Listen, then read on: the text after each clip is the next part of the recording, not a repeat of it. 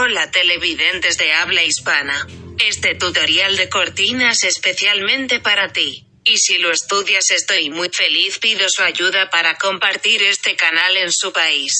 नमस्कार हिंदी भाषी दर्शक, यह पर्दा ट्यूटोरियल विशेष रूप से आपके लिए। और यदि आप इसका अध्ययन करते हैं मैं बहुत खुश हूँ। मैं इस चैनल को अपने देश में साझा करने के लिए आपकी मदद मांगता हूँ। Привет русскоязычным зрителям! Этот мастер-класс по шторам специально для вас. А если изучить я очень рад. Я прошу вашей помощи, чтобы поделиться этим каналом в вашей стране. مرحبا مشاهدينا يتحدثون العربية. هذا البرنامج التعليمي الستار خاصة بالنسبة لك. وإذا كنت تدرسها أنا سعيد جدا. أطلب مساعدتكم لمشاركة هذه القناة في بلدكم. Ciao spettatori di lingua italiana. Questo tutorial pretende appositamente per te. E se lo studi sono molto felice. Chiedo il tuo aiuto per condividere questo canale nel tuo paese. Hello English-speaking viewers. This curtain tutorial is specially for you. And if you study it, I am very happy. I ask for your help to share this channel in your country. Bonjour les téléspectateurs francophones. Ce tutoriel de rideau spécialement pour vous. Et si vous l'étudiez, je suis très heureux. Je demande votre aide pour partager cette chaîne dans votre pays. Hallo deutschsprachige Zuschauer, dieses Vorhang-Tutorial speziell für Sie. Und wenn du es studierst, ich bin sehr glücklich. Ich bitte um Ihre Hilfe, um diesen Kanal in Ihrem Land zu teilen. Hallo kijkers wat Afrikaans praat. Hierdie gordijn tutorial spesiaal vir jou. En as jy dit bestudeer, ek is baie bly. Ek vra jou hulp om hierdie kanaal in jou land te deel. Salam Azerbaycan dili izleyiciler. Bu perde dersliği susuyor sizin içindir. In the meaning of curtain tutorial, this is for the world. Without exception, and I apologize if I haven't mentioned the name of the country. From wherever you are, I like you. Thank you very much. Thank you very much.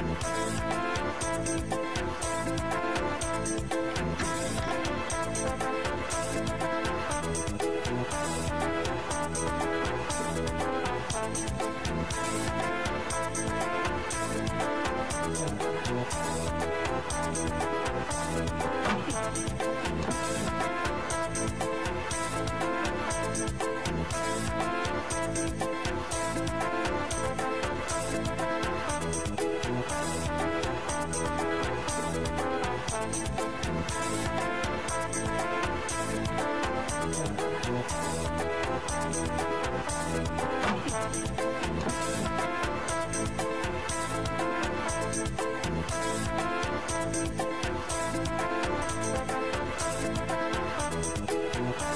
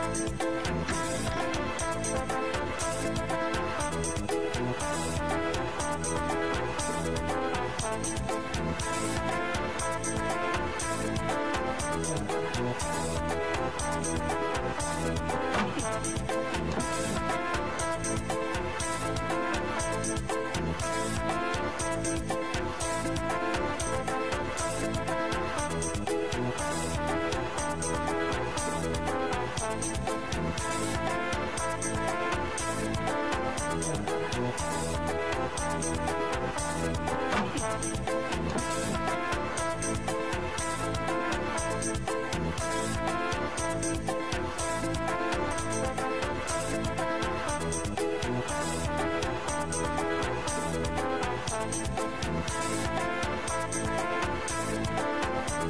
Terima kasih.